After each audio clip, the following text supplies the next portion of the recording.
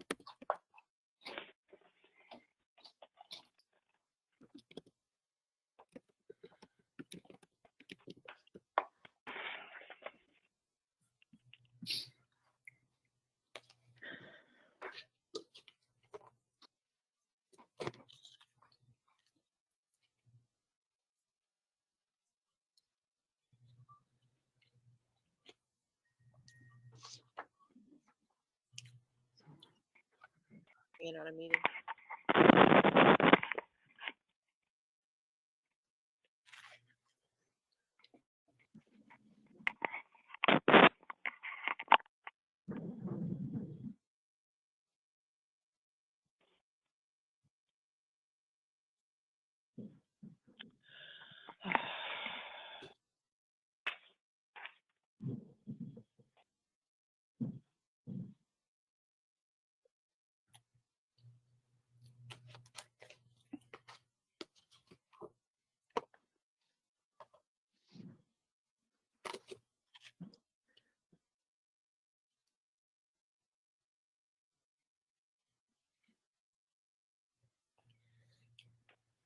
Where is it a good time for us to get started with Sally? Yeah, I was waiting for for you to. Oh, sorry. I thought you were going to start. All right. Well, greetings to everyone on this lovely day. Thank you for spending some of it with us. This is a combined annual meeting with Rev New Jersey update, Revolution New Jersey update. So we're greeting those of you who are coming from Crossroads, coming from the Historical Commission, coming to have an update on the 250th anniversary plans. And we're delighted so many people have come. Please mute yourself for the time being.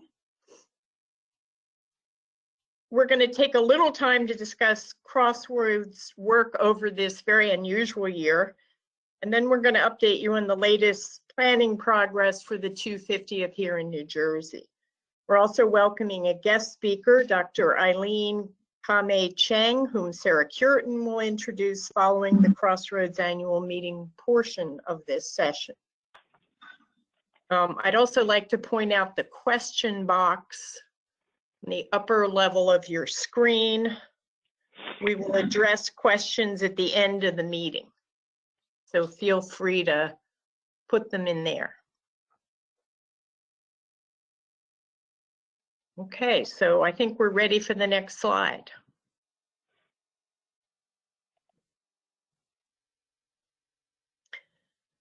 This is just a quick reminder of why we're here, why we do what we do. Crossroads in the American Revolution National Heritage Area intends to connect the people and places of New Jersey's rich revolutionary heritage to inspire community pride, stewardship, and civic engagement. Next slide, thank you. We want to show you relatively new over the last year. Trustees added to Crossroads, a number of whom I know are on this call because I've seen them joining in. So alphabetically, Edward Allison, David Capozzi, Edie Delgado, Jennifer Godofsky, Michael Murphy, Patrick Murray, Tony Perry, and Henry Rinder, who has just recently joined us. Their biographies are available on the Revolutionary New Jersey Crossroads website.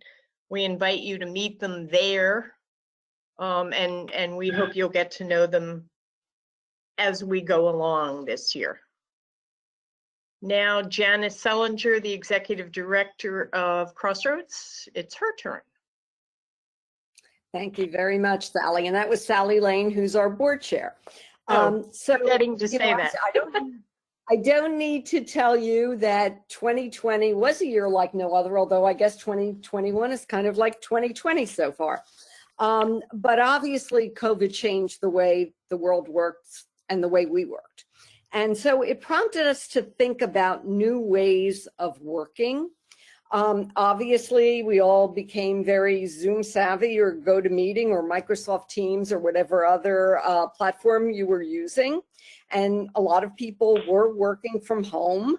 It allows for sometimes more people being able to participate from further distances. And meetings and workshops were recorded so people could look at replays at their convenience.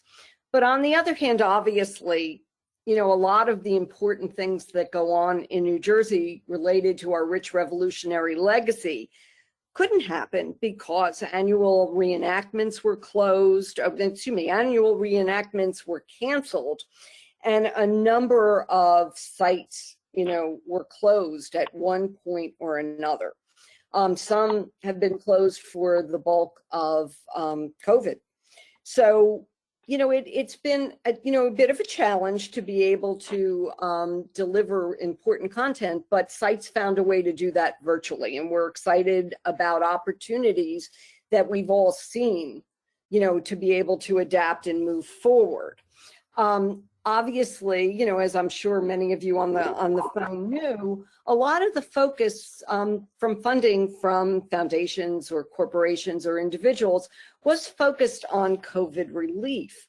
But if you can go to the next slide, so although that is true, there's also some opportunities that, you know, the world that we live in moved forward. There's a potential for heritage tourism to help New Jersey do even more in post-COVID economic recovery. And so Crossroads used a lot of the time in the past year to focus on long-range planning for several years, anticipating obviously the growing public interest in the revolution for the nation's 250th anniversary and beyond. You know, while we didn't hold in-person workshops that many of you have enjoyed participating in over the years. The last one we did was at Morven, and it was a wonderful program. But when we held workshops, they were done virtually.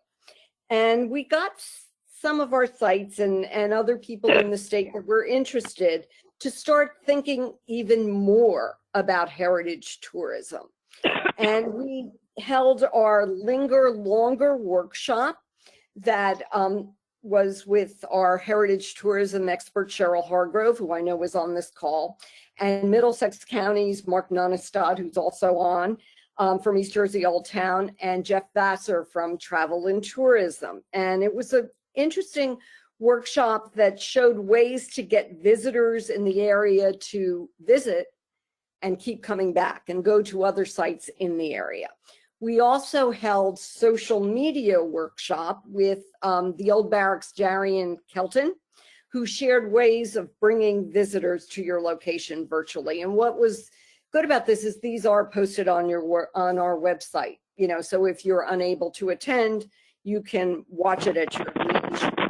But we are also planning for some really innovative programs. And thanks to some support from NJM Insurance Group, the Roma Bank Foundation, some NPS funding from the National Park Service, and other grants that we're applying for, we are starting a street-side storytellers program that is going to train residents as tour guides to tell Revolutionary era stories of some of New Jersey's oldest cities.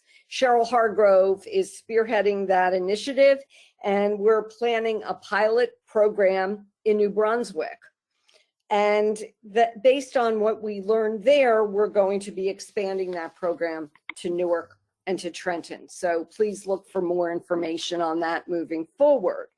We're also working on a Crossroads smartphone travel app. And this is something that Crossroads has been interested in doing for some time. And we're able to start that thanks to some initial funding from the National Park Service, as well as supports from other grants that we have applied for.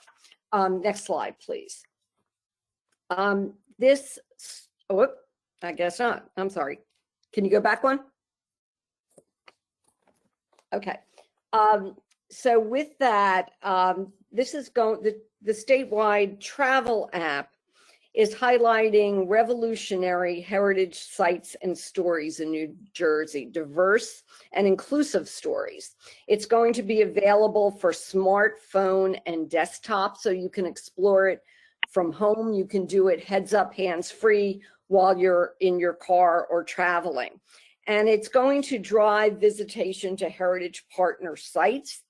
And it also has a great potential to further emphasize and establish New Jersey as a revolutionary heritage destination, while also exposing visitors to opportunities to explore our communities as they go.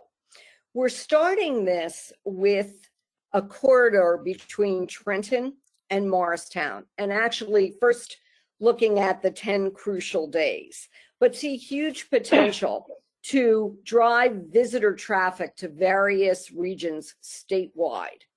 Beyond places and events, the app will tell the stories of average Revolutionary era New Jerseyans and the impact the war had on them and their communities. As we're working to share a more inclusive accounting of the Revolution's status as a civil war, we'll be looking to tell stories of women's, Blacks, Native Americans, Loyalists, and those who decided to stay neutral. This is a great opportunity, and we're very excited, and we hope that many of you will be to learn more about this project. We are working with Travel Stories GPS on this, and we're going to be sending out information next week about an opportunity to learn more virtually on April 28th at 3 p.m. So we hope that many of you will be able to join us at that point. We will be talking more about the efforts for the 250th after our guest speaker. So I'm now going to introduce Sarah Curitin, Executive Director of the New Jersey Historical Commission, to introduce our guest speaker. Thank you. Thank you so much, Janice, and welcome everyone. I'm just delighted to see everyone here on this beautiful afternoon. And it is my honor to introduce our guest speaker this afternoon. Dr. Eileen Ka-May Cheng received her PhD from Yale University and is an associate professor of history at Sarah Lawrence College. She's the author of The Plain and Noble Garb of Truth, Nationalism and Impartiality in American Historical Writing, 1784 to 1860. In addition, she has published a historiography and introductory guide. She's also written articles on loyalism and American historical writing, and is currently working on a book project on Loyalist historians of the American Revolution and their legacy, entitled The Loyalist Historians and Their Legacy from British to American Nationalism. We are delighted to have Dr. Cheng with us this afternoon, and we're all eager to hear your presentation. Dr. Cheng. Okay, all right, I'm just trying to unmute myself. Can everyone hear me all right? Okay, good. Well, thank you, and thank you all for being here. It's a pleasure to be able to talk about the revolution and to talk about the Loyalists with you, which is the subject of my presentation today. And it's nice to see how many people are here today and how much interest there is in this topic. So what I'd like to do first to begin the talk is to play you a brief video clip. And this clip may be familiar to some of you, those of you who are Hamilton fans. It's a clip of a song from the musical. It's the song "The Farmer Refuted." And what this song does is it depicts an exchange between Alexander Hamilton and the Loyalist Samuel Seabury.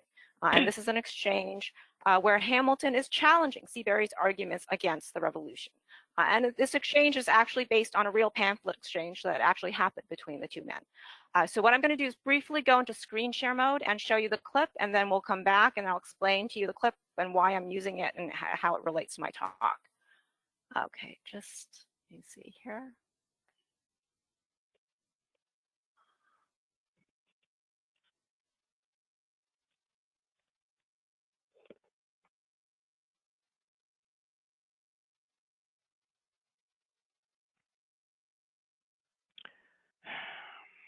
All right, wait a minute.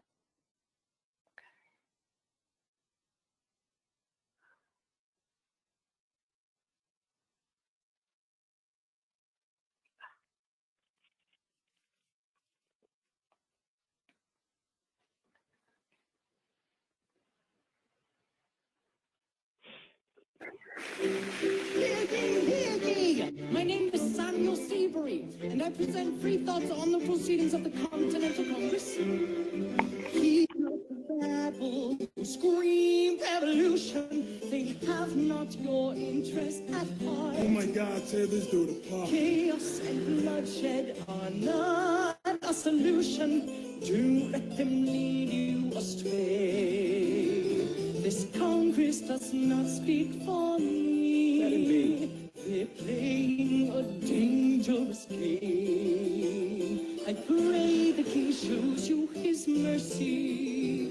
For shame, for shame. Yeah, he have you all unraveled at the sound of screams, but the revolution is coming. The have-nots are gonna win this. It's hard to listen to you with a straight face. Chaos and bloodshed already haunts us. Honestly, you shouldn't even talk. And what about Boston? Look at the cost and all that we've lost, and you talk about Congress does not speak. My dog speaks more eloquently than me.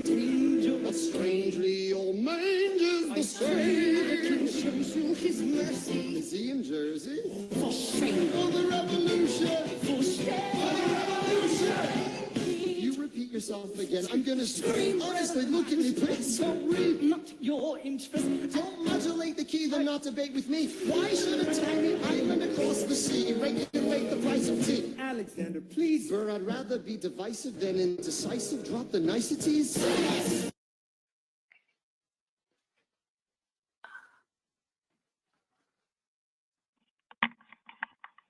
Okay, just let me get out of the screen share mode here.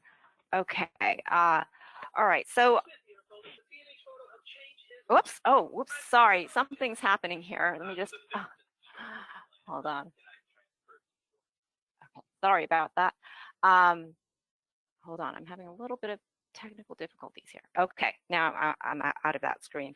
But yes, just to explain why I started with that clip, is because I think the portrayal of the Loyalists in that clip, and also I think in the musical as a whole, is very much representative of how the Loyalists have been viewed in our culture. That I think what you see throughout our popular culture, throughout our school system, is that for the most part, either the Loyalists are ignored altogether, or when they are acknowledged, they're vilified as enemies to American ideals of liberty and equality. And I think you see some of this in the way that the musical Hamilton treats the Loyalists, that basically in the whole musical, the Loyalists are not really mentioned at all. And the only time that they are mentioned is in that one scene. And I think in that scene, what you see is that although it doesn't vilify Seabury, it does cast a disparaging light on him, portraying him as this elitist, aristocratic, pro-British monarchist figure, in contrast, to the revolutionary Hamilton, standing up for the rights of Americans, standing up for the rights of the people, standing up for the rights of the have-nots, as Hamilton terms it. And I think what you see in this tendency to vilify or ignore the Loyalists is that I think it serves to perpetuate a larger myth about the revolution that we have in our culture. And that is the myth of the revolution as a unified struggle for liberty against British tyranny. And so what I'd like to do in the talk today is to put this view of the Loyalists and the revolution itself into question by offering you an alternative dialogue a dialogue that I hope will show you a more complex view of how the Loyalists differed from the revolutionaries, and also of how the two groups, how much they had in common with one another. So what I'd like to do is just to explain a little bit the format of the dialogue that I'm going to be giving you. So what this is, it's an imaginary dialogue between a Loyalist and revolutionary set in 1776. So just to be clear, the dialogue itself is fictional, but the arguments in it are all real arguments. These were all arguments that were used by people at the time. All the events referred to in the dialogue are real events, and the two main characters in the dialogue are loosely based on real historical figures. So just to set the scene for the dialogue, what it is, you have two men. One is named Peter, he is the Loyalist. The other man is John, and he is a supporter of the revolution. Both these men come from similar backgrounds. They're both born in America, both from New York. Both are prominent lawyers, well respected in their community, very influential in New York politics. The timing of this dialogue is June of 1776. So this is at a point when Congress has not yet declared independence. They are deliberating over it, but they haven't made that decision yet. But the colonies are already at war with Britain, and they've been at war with Britain since 1775 for over a year. And the war itself is a culmination of tensions that go back all the way to 1765, when the Sugar and Stamp Acts had been imposed by the British Parliament on the colonies. And what those acts were they were attempts by the British to impose direct taxes on the colonies in order to help the British pay for the debt that they had amassed in fighting the wars against France, which had come to an end in 1763 with a British victory. And so the other thing to bear in mind is there had been trade duties that the British had imposed on the colonies before the Sugar and Stamp Acts, but these those duties were different from these acts in a couple of ways. First, those earlier duties had not been enforced strictly, so that it was very easy for the colonists to evade those earlier duties by smuggling. Whereas these new taxes, they were accompanied by stricter mechanisms of enforcement, so that it would be harder for the colonists to evade these taxes. And two, those earlier duties, the purpose had really been to regulate trade, to make sure that the trade benefited British interests. But the purpose was not to raise revenue for the British government, in contrast to the Sugar and Stamp Act, where the stated purpose of those acts was partly to raise money for the British government. The other piece of context to bear in mind at this point, that before these acts were passed, before the 1760s and 70s, that very few of the colonists had really considered or thought seriously of independence. The colonists really thought of themselves as British citizens, and they did not think of themselves as Americans. So when you're looking at colonists from different colonies, that they felt very little sense of connection to people from other colonies. Whatever sense of unity, whatever sense of connection they felt to one another, most of that came from their shared sense of British identity. And you see this very strong sense of British identity in a lot of different ways. For example, amongst the wealthy, you see if any of you have been to the Boston MFA, if you've seen any of John Copley's portraits of Boston colonists from this period, many of these colonists are presenting themselves dressed like British aristocrats, wearing very wealthy, luxurious clothing. A lot of the culture and literature that they are reading and imbibing is all coming from Britain. And that this attachment to Britain you see is not just amongst the elites, that also ordinary people share in this as well. So for example, one of the things you also see is that the attachment to Britain is not just to Britain as a country, but specifically to the British king. So that when the king has his birthday, there are these huge celebrations throughout the colonies, with lots of people attending to celebrate the king's birthday. So what you see is that up until 1765, that the colonists' attachment to both Britain and the king is as fervent as the attachment of British people to Britain and to the king.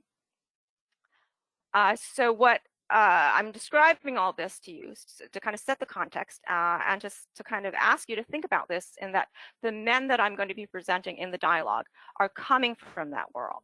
And so also the other thing I'll be asking you all to do is to imagine yourself in that world and to think, as I'm presenting this dialogue to you, think about, if you were alive at that time and you didn't know what the outcome was going to be, where would you have stood on the revolution? Would you have supported it, or would you have opposed it, as the loyalist in my dialogue, Peter, ends up doing?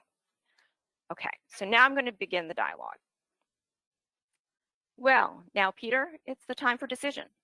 Will you support independence from Britain, or will you oppose it? Independence? You mean treason, don't you? Treason against our own country. But we're not the ones who have betrayed Britain. The Britain have betrayed us by trying to impose tyranny on the colonies.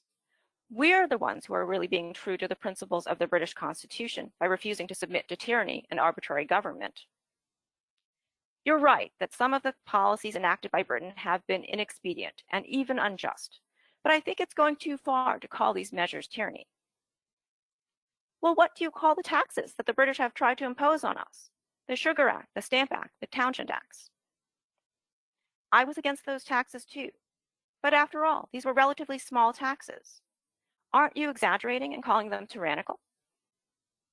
It's not the amount of money that was involved, but the principle that people can't be taxed without their consent. We never consented to those taxes. They were passed by a parliament in which we had no representation.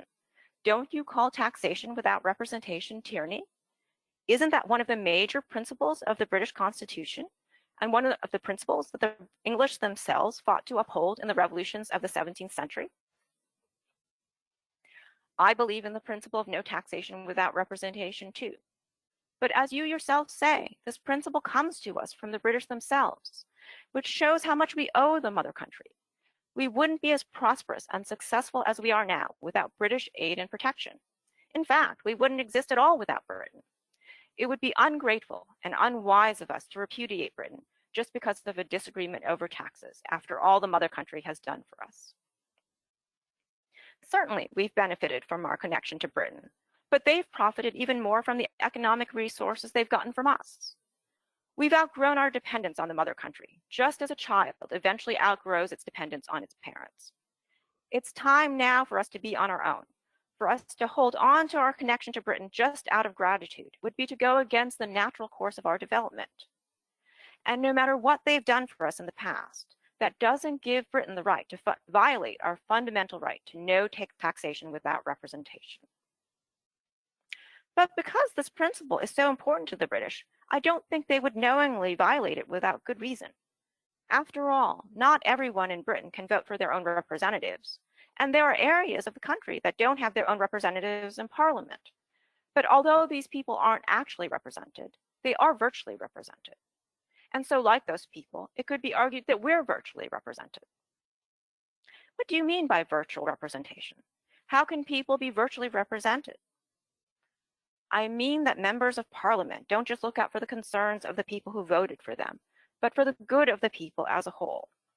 Because of this, even those people, such as ourselves, who don't have direct representation in Parliament, are virtually represented by all the members of Parliament. That's an absurd argument. You can't really believe it. The fact that parliamentary representation isn't equitably distributed in Britain just shows how corrupt the British system is, and it shows that we have to break away from Britain before that corruption infects us. Besides, even if it could be argued that people in Britain are virtually represented, you can't apply that notion to us. Our interests are too distinct and too different from those of the British people for anyone there to represent them. I admit you have a point, and in fact, I opposed the taxes imposed by the British because I thought they went against our interests too. But the way to change British policy is not by bloody rebellion, but by peaceful and legal protest. The British can be reasoned with, as we saw with the Stamp Act. After the colonists protested, they repealed the act. But the British only did that to lull us into a false sense of security, so that they could impose further acts of tyranny on us. They followed the repeal of the Stamp Act immediately with the Declaratory Act, which claimed the power to legislate for the colonies in all cases whatsoever, and then followed with more taxes on paper, paint, lead, glass, and tea in 1767.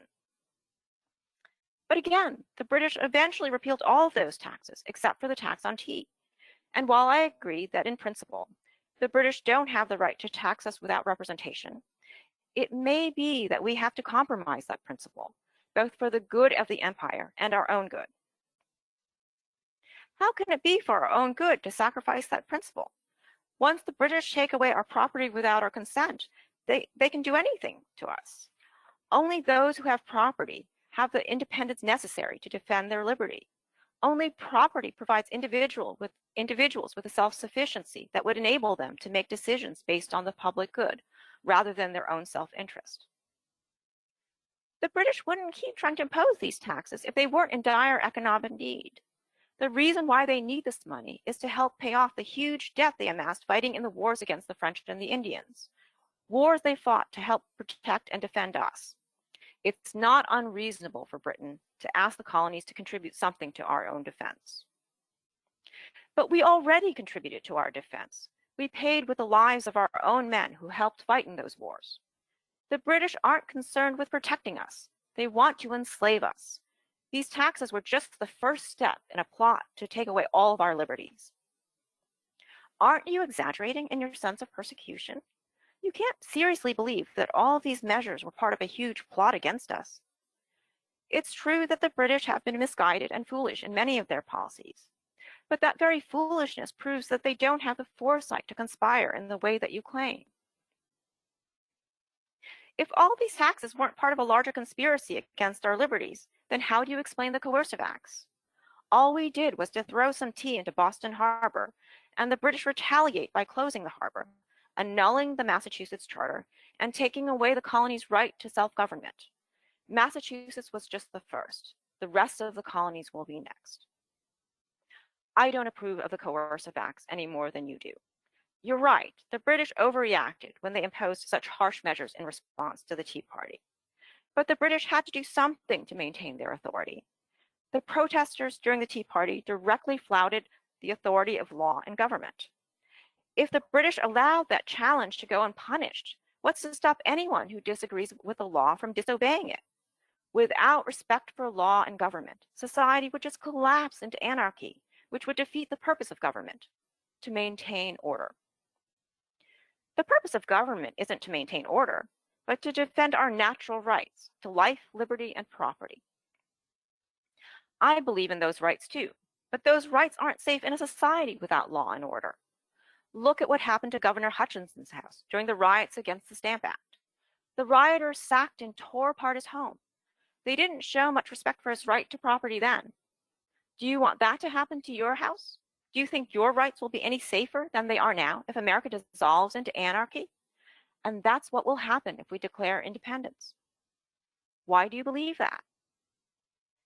Even if by some miracle we succeeded in winning independence from Britain, our new government wouldn't last long. A nation founded on rebellion against an established government isn't going to have much authority or legitimacy of its own. And soon people will be saying to themselves, if America could rebel against the British government, why don't we have the right to rebel against the American government? If a government violates the rights it was formed to protect, people have the right, and in fact the duty, to defy that government, so that they can put in place a government that will protect those rights. But that won't happen in the new nation we're going to establish, because it will be founded on the principle of individual freedom, and so people won't have any reason to rebel. But all this assumes that we'll be able to win in a war against Britain. The British are probably the most powerful country in the world right now. We don't have the military resources or the power to win against them in a war. If the French couldn't beat them, how can we hope to? And if we rebel and lose, then the British would be very likely to retaliate by taking away more of our rights. And so declaring independence will bring about the very loss of liberty that you fear. Isn't it better to go on as we are now, with some of our liberties, than to lose them all? Sometimes it's necessary to sacrifice a part to preserve the whole. But we can fight successfully against the British. Just look at what happened in the Battle of Lexington and Concord. We inflicted far more losses on them as they retreated from Concord than they did on us. We knew the terrain, and they don't. Besides, we'll be fighting for our homes, our lives, and our liberties. This will give us the will to resist the British, whereas the British Army is made up of paid soldiers, fighting only because they have to. That was just one battle, not a whole war. Even if we could win against the British, we can't survive as an independent country. We need British protection. If we lost that protection, France or Spain would seize the opportunity to take us over. And what would happen to all our rights and liberties then? No matter how many taxes the British impose on us, we're still far freer under British rule, a system based on constitutional and limited monarchy, than under France, an absolute monarchy. It's too late now. We're already at war with Britain. Even if we wanted to, we can't turn back. I think you underestimate America. Look how our population has grown in the last few decades. We're strong enough to defend ourselves against other European powers, and distance will make it difficult for them to invade us. Those countries are going to want to trade with us, and we can use commerce to influence them and defend ourselves. I share your pride in America, but that's exactly why I still think we can achieve a reconciliation. We're too valuable to the British for them to want our destruction. It's been Parliament that's been responsible for most of the measures against us. If we petition the King, there's still hope for reconciliation.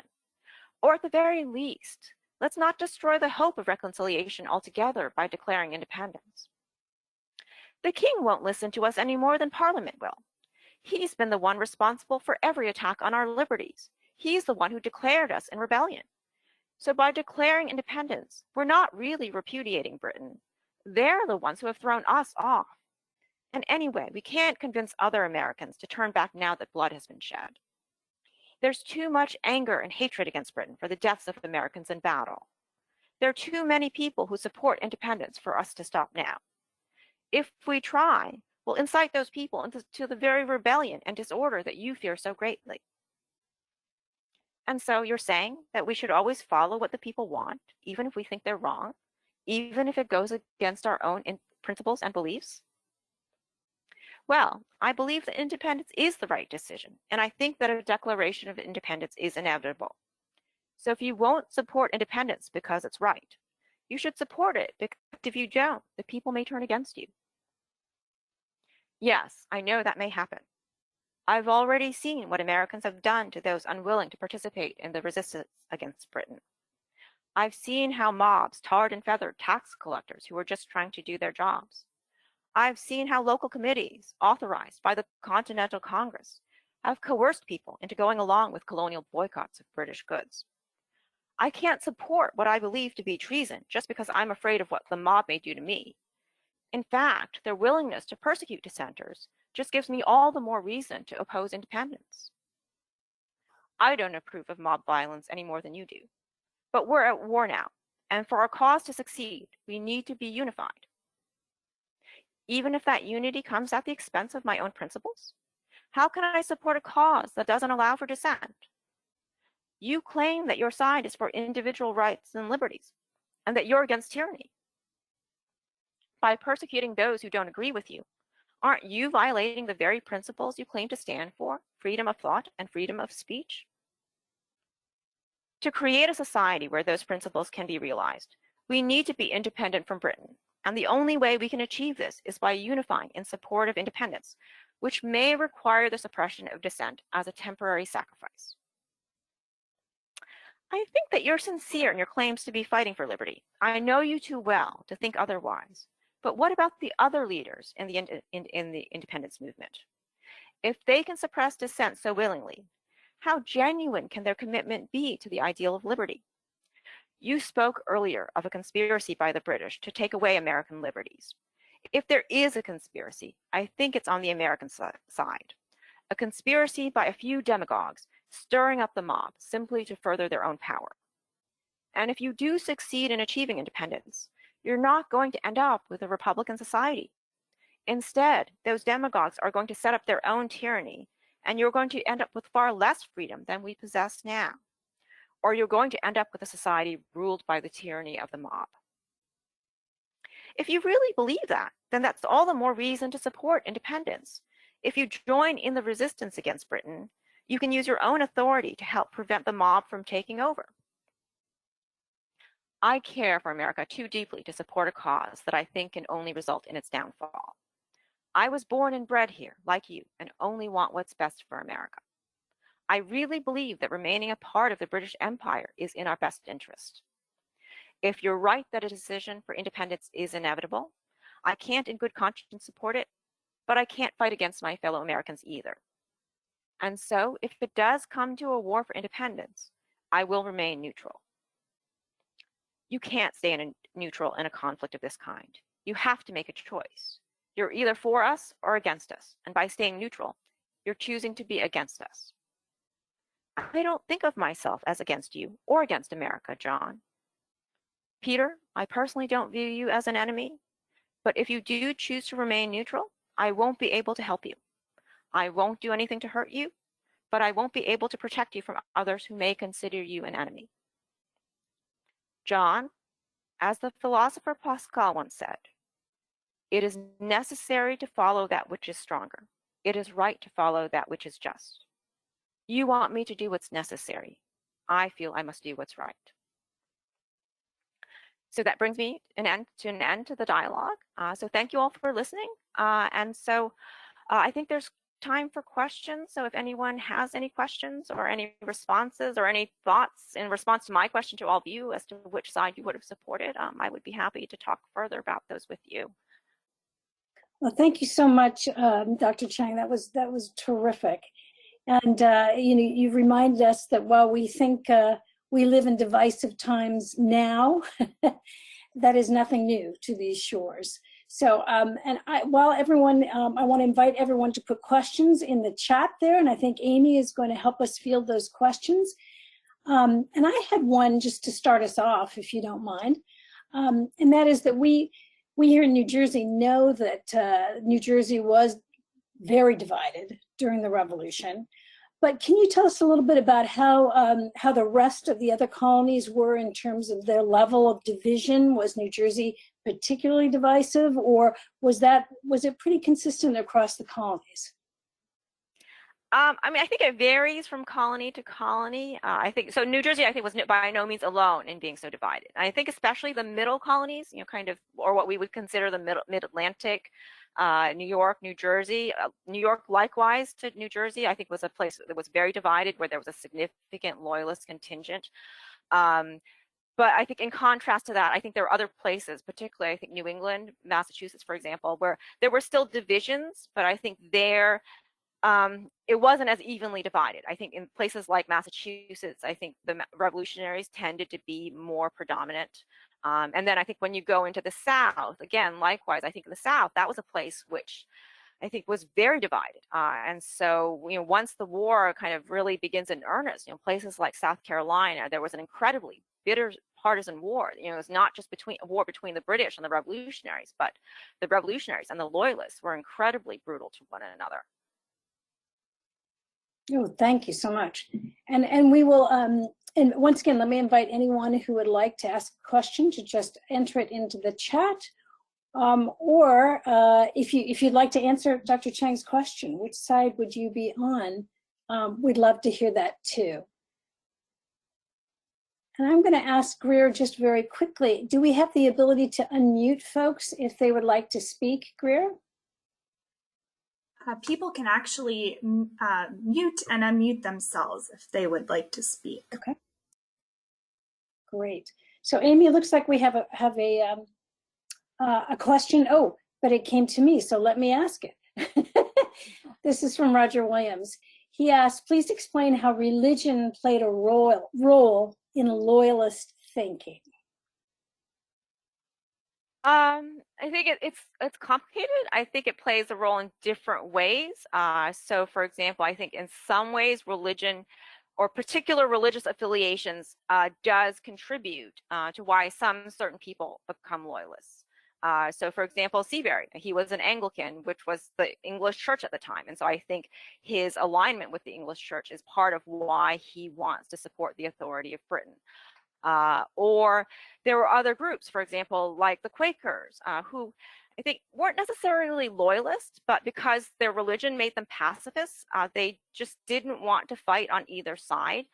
And so what ends up happening, and this is something I try to depict in the dialogue, is that the revolutionaries tend to treat basically anybody who isn't actively willing to support them as being a loyalist. So I think a lot of the Quakers end up being persecuted, even though they weren't necessarily trying to side with one side or another. But I think on the other side, I think religion plays a role on the side of the revolutionaries. That I think a lot of these revolutionaries, you know, they were, you know, especially again, if you're looking at New England, I think it could be argued maybe one reason why places like Massachusetts were such a center for revolutionary fervor is that the Puritan heritage is still an influence on them. So I think they have this sense, you know, that God is on their side and that they're carrying out this mission. That idea of the city on a hill that goes back to the Puritans through declaring independence and through the revolution. Thank you so much. We have two just comments from Patrick and Maxine. Samuel Seabury was rector of the Christ Church in New Brunswick prior to the Revolutionary War, and he remains after the war and becomes the first Episcopal bishop.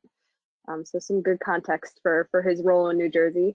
And then a question from Rosemary in Haddon Heights. Maybe we have a copy of the Patriot Loyalist talk dialogue that was read. Is there anywhere to find that? I mean, I have one. I can send it. I don't know what's the best way for me to get that to you. Should I send it? I don't know. Sarah, I don't know if you have, should I send it to you or somebody at the New Jersey Historical Commission and you could forward it to anyone who's interested? Absolutely. And I think why don't you send it to Mark, because he's been your contact, I think. That'd be terrific. Okay, I'll do that.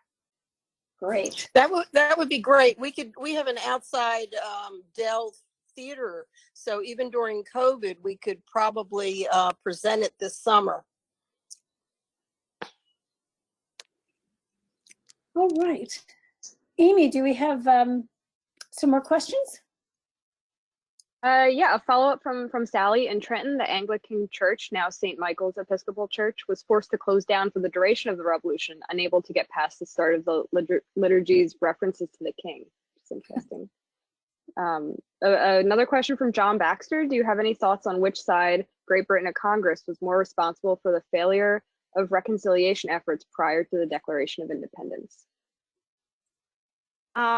Yeah, that's an interesting question. I'm not sure I can say that one side is more responsible than the other.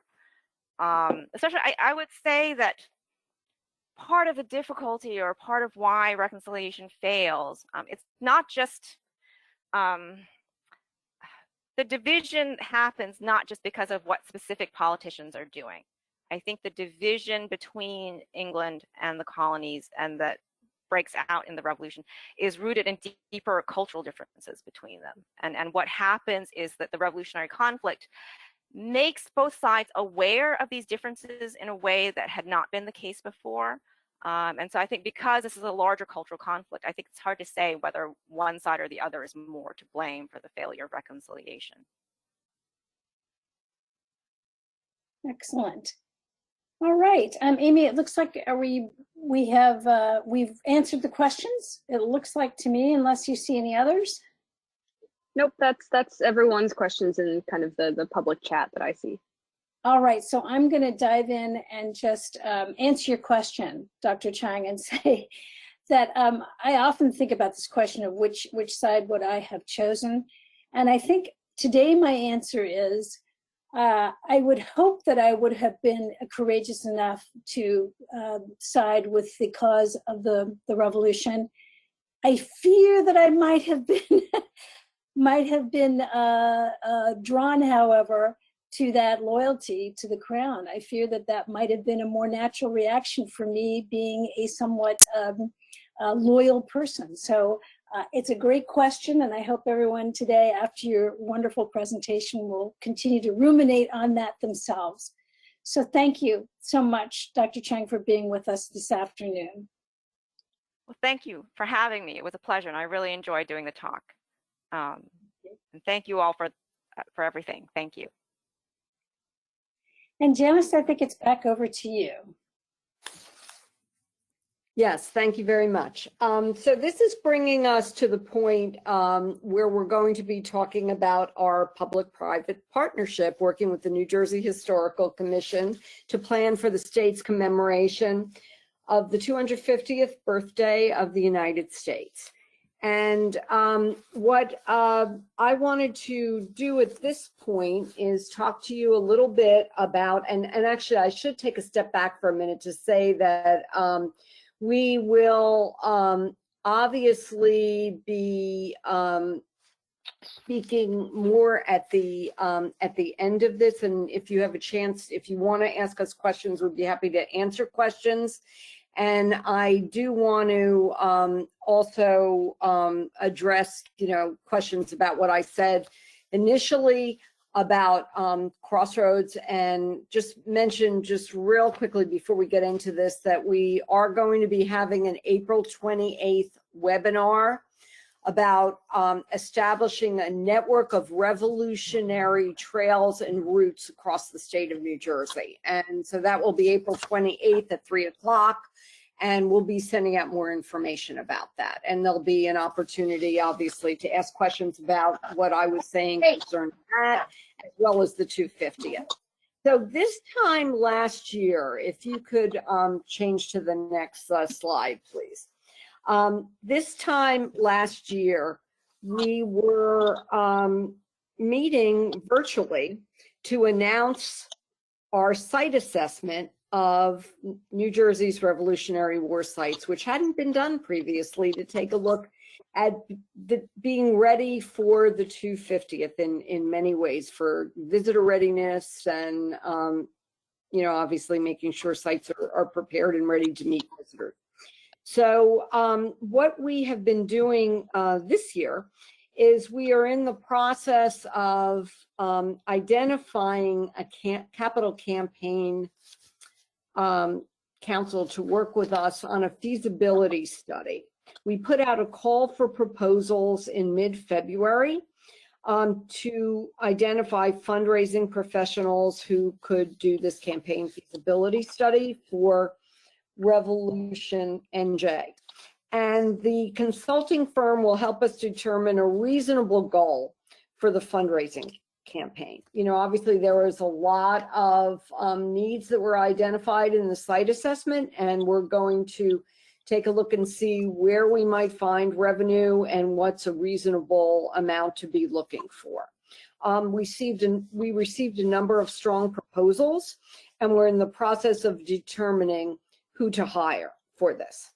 And we'll be making that decision shortly, and the expected start date will be April 21st for that. We're also working closely with heritage tourism expert Cheryl Hargrove to develop New Jersey's revolutionary heritage brand product that'll ultimately be supported by a marketing campaign. But in the meantime, we know that there's a lot to be done to keep you and our other partners aware of our plans and engaged in the process and excited for the future.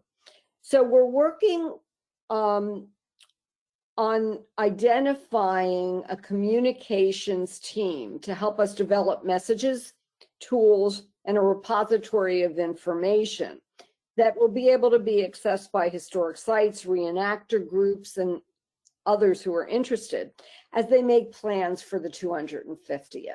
So this, our request for proposals for someone to help us with that communications consulting has been released, and we expect to be identifying the firm to do that and start in late May. So we're excited about that opportunity. If you could go to the next slide, please. So Sarah Curitan and I are in regular contact with the America 250 Planning Organization, and they have received a federal appropriation, and they are working with more states to formalize their own planning structures. New Jersey's among 11 states that have established planning groups, and 8 other states have active legislation. So the thought is that even more will be doing so. Planning is underway, and America 250 is going to be reaching out to state commissions for input and participation. And as I said, New Jersey is involved in that right now.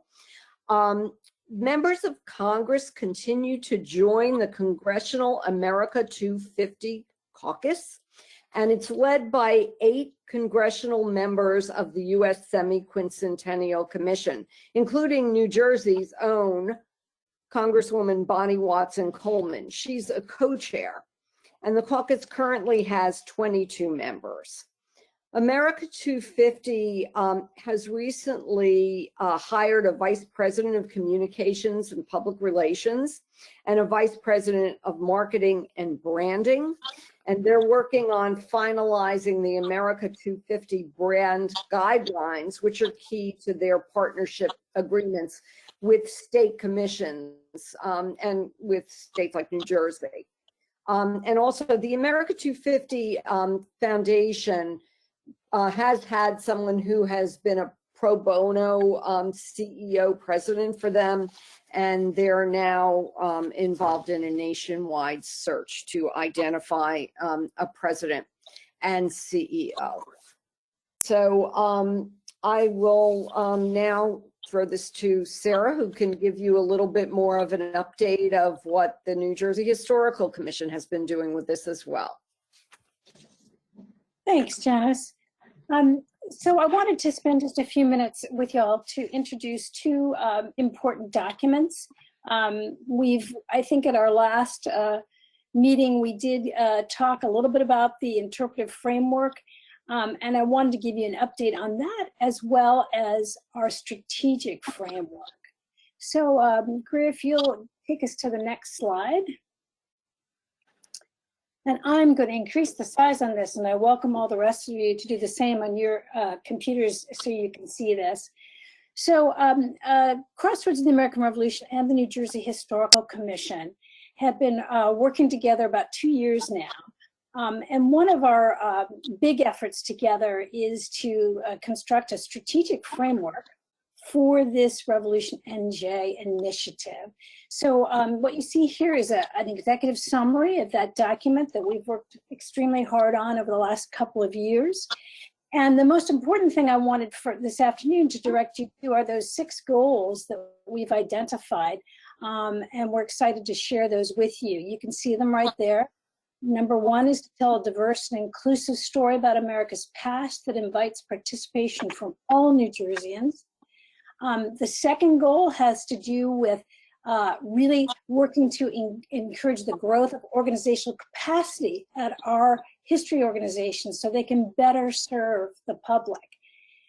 Goal 3 is to promote heritage tourism.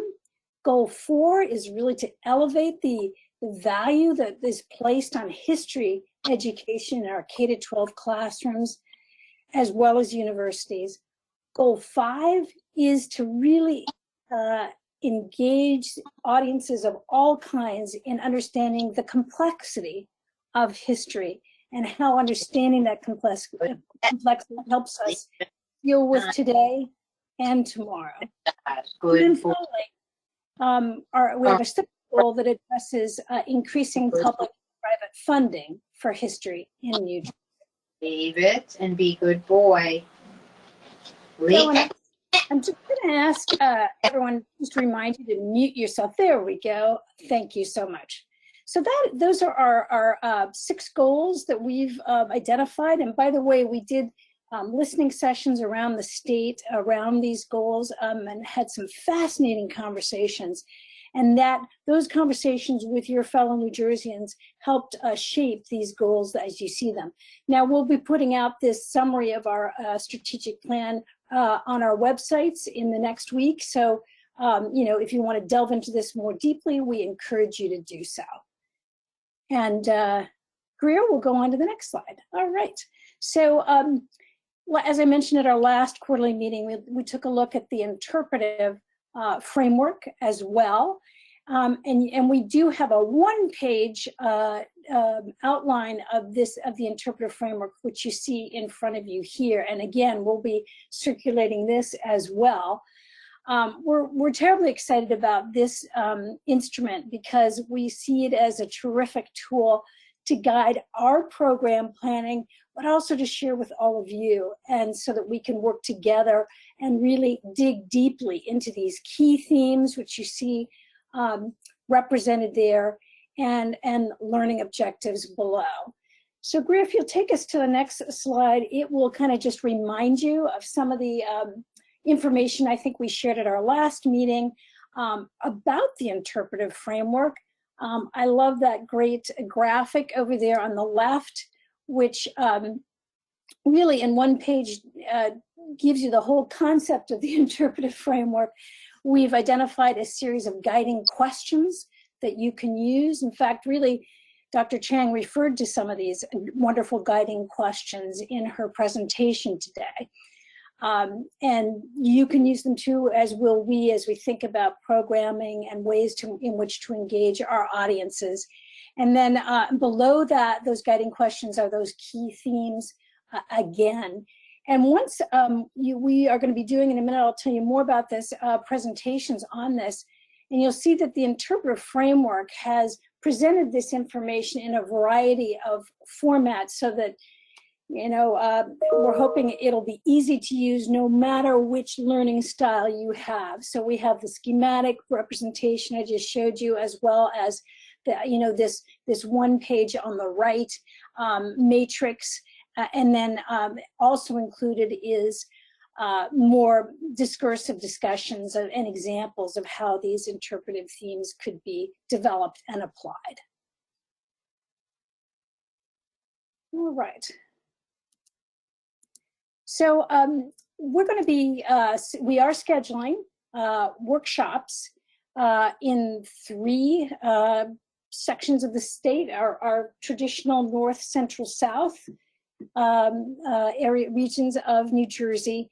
And here we've given you our projected dates for these. We hope, and we'll be doing more promotion, we hope y'all will come and participate and bring your colleagues from the region with you.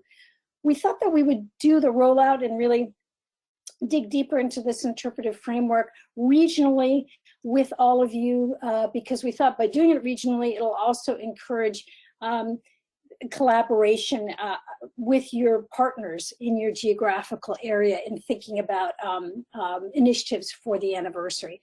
So those are our dates that we are planning to roll out, and we really hope to see many of you there, as well as your colleagues, friends, and neighbors. So more on that to come very shortly. Now, I mentioned that we had conducted a series of listening sessions with various communities around the state as we were developing that strategic framework. And we're going to keep doing that because our goal is to engage as many New Jerseyans as we possibly can. So we are, in fact, right now scheduling 4 additional sessions, and we won't stop there. We'll continue to conduct these listening sessions so that we can continue to develop those conversations around the state. So those are the 4 that are coming up, and then there'll be more in the coming days as well. Now, I'd like to pause here to introduce 2 new members of the Historical Commission team. I'm really excited to do that. First, and I see that she introduced herself in the chat, which was terrific. Noelle Lorraine Williams has joined our staff, and she will be heading up our African American History program. We're just delighted to have her with us.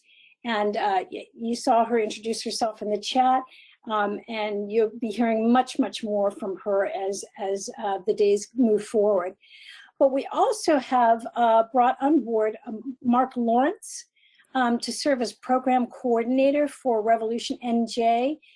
Mark is very ably filling in while Madeline Rosenberg is on family leave, and he has particularly been working on a series of professional development opportunities for all of you and your colleagues in history organizations around the state. And I wanted to invite Mark to tell you a little bit more about what we're thinking about for this next series of professional development opportunities. Thank you for the introduction, Sarah, and good afternoon, everybody. So yeah, we're working on creating opportunities for organizations and partners across the state to really dive into the interpretive framework and the strategic framework that we're going to be putting up this coming week. And the idea of this is to really make that interpretive framework look less daunting. And if you see concepts or ideas in there that are kind of out of left field for you or something that you might not be comfortable with, that you would have an opportunity to learn more about it and be able to incorporate it into your programming. And we're looking at this in a three-tiered structure, where the first one is sort of introducing you to these broader ideas of what the current debate in these particular fields are, and bringing that kind of knowledge and theory and ideas to you in an accessible manner. And then the second one is really diving deeply into those themes and trying to make connections, not only with your site, but with the contemporary public. And then the last part of the three-tiered approach would be really working on the ground to create workshops and co-design these types of programs. Bring in some folks who have done this type of work in the past, help you develop these types of programs. So when you do submit a potential program down the road for the R&J partnership, that you will have a good footing with what we're trying to develop here. And we'll have a whole bunch of resources from these types of sessions stored online, so you can engage with them at your convenience. The goal is for partners who want to be officially recognized by R&J to attend these sessions, at least one session per tier, and then sort of incorporate that into your application package if you are making programming for the state. Thank you, Mark. That's terrific. Greer, and our next slide. Great, onto the social studies survey. Thanks, Mark. So we will have much more information about all of that coming later this spring, and more resources over the spring and summer. I wanted to also give you an update on our social studies survey. We will be publishing the results of that survey later this year. I hope by fall you'll have all that information. So please do keep an eye out for that. And in the meantime, I really want to recommend to all of you who haven't seen it already, a really landmark, I think, study that was released this spring entitled Educating for American Democracy. I highly recommend it to your attention. We're very excited about it because we feel like it provides a wonderful national framework for the work that we're doing right here in New Jersey with Revolution NJ in terms of demonstrating how important history and civics education are to so many aspects of our lives. Certainly our civic life as an engaged democracy, but also our lives as neighbors and community members. So I recommend that study to you highly, and you'll be hearing more about that as we move forward, as we feel, again, that it's a terrific framework for what we're trying to do here with Revolution NJ.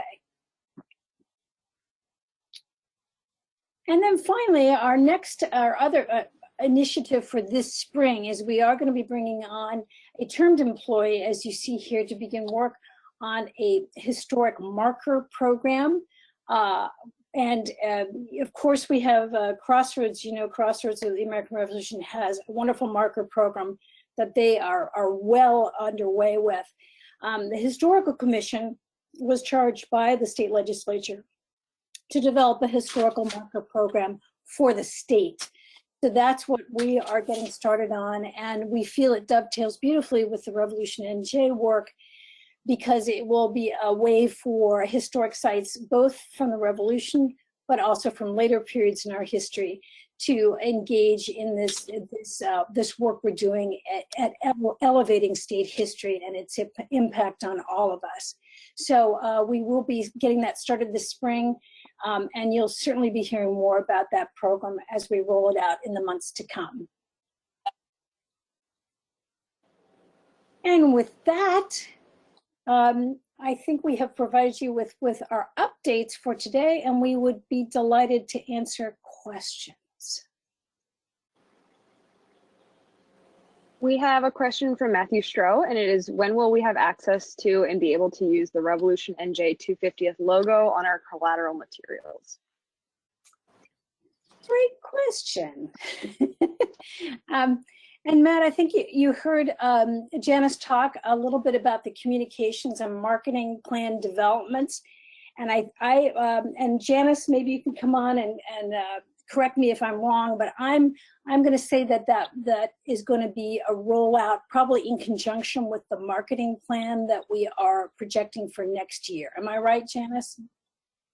You are correct. It is something that we're going to start addressing, with communications and continue to do with the marketing plan. So stay tuned. We know everybody is very excited about that opportunity, but it will be rolled out appropriately. And I want to add, we're just as excited as you are to give that branding opportunity to everyone. So it's high on our agenda, and I think next year is probably where you're going to see that. Okay. Sarah, Roger here. I have a question. Okay. First of all, I'm thrilled that you're moving the 10 Crucial Days as one of your planned tours to start with. I think that's terrific for obvious reasons. I also wanted to ask you, or just let you know, that the State Society, the Sons of the American Revolution, we're already talking. Each of the chapters are already talking with the DAR and other heredity groups in the state on 250 planning.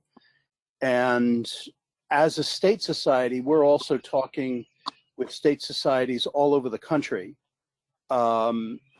with the idea of sharing heritage tourism ideas. I mean, we have a plan to talk to bring other state societies to New Jersey and vice versa. And we're also talking with Sean McBurney and the ABT in cooperation with other state societies. My question is, what is the communication plan so that we're not stepping on each other's toes? I mean, in other words, we don't want to, we're doing a lot of stuff already. What should we be doing? Should we be copying you in on all this email that's going back and forth? Or how do we communicate with you guys? Excellent That's a really question. good question. Go ahead, Sarah. No, you can go. Well, Roger, I mean, we have part of why we developed the interpretive framework is, and why we're going to be rolling it out, is so that we can share these themes, so that we can coordinate the programming we're doing. We also are right now forming working groups to work on programming for different aspects of this initiative. And we really hope that first of all, we hope you all are going to be part of this initiative. And therefore, we would love to have you submit your program ideas that you would like to see as part of Revolution NJ to the working groups, so we can all be coordinated. So yes, we do want to hear from you and be in contact with the ideas and initiatives that you are developing. Janice, do you want to add to that? No, I think that's good. And, obviously, Roger, if you want to copy us on, communication that you feel is relevant, we would love to, to continue those conversations. So, so I think that would be great. Yeah, well, it's good. I mean, in most respects, since you guys, New Jersey is so far ahead of most other states, it's actually, I'm sharing information with my other state societies, getting them to get their 250 commissions up and running. But it's interesting to see how things are going in other states, and what Virginia and Pennsylvania and Massachusetts are really starting to do, because we want to learn from that. And I know that you talk with Sean McBurney and the ABT also. So we're sort of learning in parallel in a parallel universe. I just want to make sure that we're sharing. Sure. The other question that I have is, you mentioned earlier that you have, based on your social studies survey, that there's going to be materials. Am I to understand that there's going to be materials that are going to be available? Because I have access to a lot of retired people who would be interested in taking on, talking with school and scouting groups about American history. So are those materials going to be made available? How are we training these people? That sort of thing. Okay, so the materials that I was referring to is that we are going to be publishing the results of that survey so that everyone can have that data that was collected from the survey. That's what I was referring to there. But we do have, one of our working groups is focused on education. And as you saw, that's one of our 6 goals. So I think part of this process is to identify strategies and resources to really enhance the teaching of history and civics in New Jersey classrooms. That makes sense. So that's a goal. We don't. It's not that I have a packet of materials for doing that we're going to be publishing right now. So is it just classrooms, or are there going to be materials that are going to be available for volunteers to go out into the community, go to church groups, go to scout groups, I mean, because, you know, like I said, we've got a lot of people who are interested. This is part of the initiative that we have going, is to provide our members with materials so that they can talk to community groups as well and work with the heritage partners, you know, to volunteer with the heritage partners, so that we can have more volunteers available to teach people who visit the site. Roger, one of the key components of the communication plan that we're going to be starting is to create a clearinghouse process so we can share this kind of information and plans. So, I think it'll be great to be able to do so.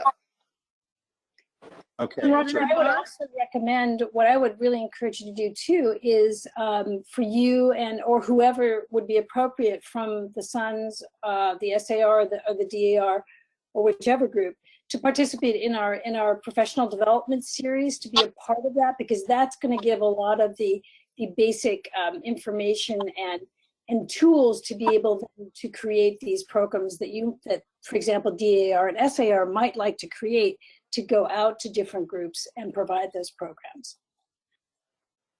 Well, that's good. I mean, I'm the liaison for the state society of the SAR with Crossroads. So it's like, but I can't always be there. And you know, what we're trying to get better at now is if I can't be there April 28th or May 12th, or one of the other times when you do the regional meetings, that one member of the SAR will be there so that we can report back to all the other 13 chapters. Sounds good. And the other thing, Roger, is we are recording, so they'll be recorded and posted on our site, and I'm sure also on the Historical Commission for things that are related. The 28th is a Crossroads. You know, the travel app is a Crossroads app. Right. And I think there was a question concerning the app to Heritage Partner sites. Amy, can you address the Heritage Partner site for a moment, and then I'll get into the app, if you could do that. Yeah, so the question was, there was a mention earlier about the app driving visitors to Heritage Partner sites. How can sites become partner sites? Do procedures and/or eligibility requirements exist yet? In general, I'm the program manager for Crossroads, so the Heritage Partners that we work with are any Revolutionary War site, museum, organization, heritage group that, you know, hosts regular events. We partner with them to help promote their events. We previously hosted them in person, and now we've moved to more online, and hopefully we'll be more in person in the future. Professional development workshops that help our partners, you know, prepare for better visitors, learn how to tell more inclusive stories. And we have a events program, or an events calendar on our website that we promote our partner sites events on. So eligibility to become a heritage partner is just, as long as you are telling some portion of a Revolutionary War story in your site organization, we are happy to have you. I can put the link in the chat to become a heritage partner, but I think Janice will speak a little bit more specifically about the app and which sites will be on that. And again, we're starting this project with the app. And so the first route that we are doing is from Trenton to Morristown. So it's 10 crucial days in the road to Morristown. We're looking to do multiple routes in the state of New Jersey. Obviously, we need to identify the funding in order to do that. As I stated initially, we have some funding through our task agreement with the National Park Service to get us started with this first one. We're applying and have applied for a number of other grants to complete the first one, and we are going to move from there. So we're going to be talking a lot more about that on April 28th at 3 o'clock. And we would love to have people, you know, come to that and, you know, find out more about what we are thinking about, telling stories to make New Jersey even more of the crossroads of the American Revolution. Hi, Linda Barth. I have a question about what Matthew was asking. Was he asking about using the logo, the Rev War New Jersey logo? Yes, that's what Matthew was asking. Yes, Linda. And why can't people use that now? I don't understand. Well, because what we need to do is kind of roll out a program for you with guidelines about when to use it, how to use it, etc. So we are working on putting that together, and it should be, as I say, look for it to arrive soon. Let me put it soon. Okay, thank you. We have it scheduled for the next year's phase of work. Thank you. Yeah, we just don't. We have to have. So, you know, so we have to have guidelines so that you all know and we all know when it should be used and when it shouldn't be used, etc. All right. We have another question from Paul Soltis. He asked, will the capital campaign directly fund projects through Rev and J or offer a competitive grant process, or is it still too early to tell? The capital campaign right now is, what we're doing is we're doing a feasibility study to determine how much can be raised and where it will be raised from. So it is too early to tell how that's going to happen. I know there will be opportunities to do things for competitive grants. You know, it might be when, you know, money is raised, there might be money raised for a particular county or a particular area or a particular reason. You know, it is a little bit early on that right now, but we're very excited about actually getting our arms around what could be raised here in New Jersey for such important efforts. Ali, I don't know if you wanted to add to that at all. Did you have something? I wanted to just add that I do want to just remind everyone that the New Jersey Historical Commission has grant opportunities right now for organizations to start developing exhibits, public programs, publications, do research. I mean, we have those ongoing opportunities now, and I'd certainly encourage all of you to take advantage of those. And we're excited that the governor actually in his budget indicated an increase to our grant programs, which we hope the legislature will also agree to, and that will even increase your opportunities through our program to support some of these planning efforts for programs. So just a reminder to not forget about those existing resources. And the Historic Trust, of course, for capital projects. Right, and I think there would be opportunities perhaps, you know, going forward for sites to come together. And, you know, we were talking about signage. You know, Crossroads has this, you know, cohesive branding for sites to, you know, to note Revolutionary War participation. There may be opportunities to have multiple sites come together and put in applications perhaps to the Historic Trust for next year's funding to be able to do something like that as well. The other thing is that we have been making you aware this year of opportunities like grants from the American Battlefield Trust and other places that, and I know a number of New Jersey counties and projects have been applying for these grants. So I think there are going to be opportunities to find money. There's a lot of interest and anticipation in the 250th. So we're excited about, you know, helping you move that forward.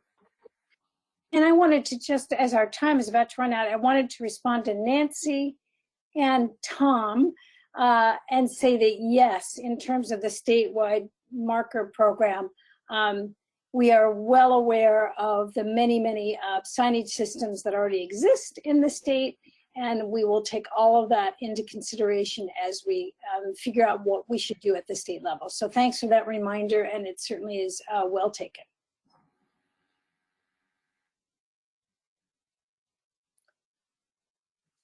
So Amy, that are we? That should be, oh yes, that should be all the questions that I'm seeing in the general chat. I'm not sure if anyone's been getting private questions, but that's the public chat questions.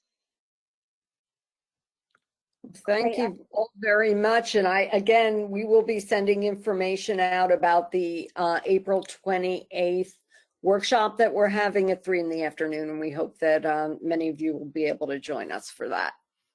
And we look forward to seeing all of you at one of our regional rollouts for the Interpretive Framework in May, more on that. And then at our next quarterly meeting, which we will get a date out to you very soon. Thank you. And we'll be posting this if others would like to hear and we're not able to participate. Thank you.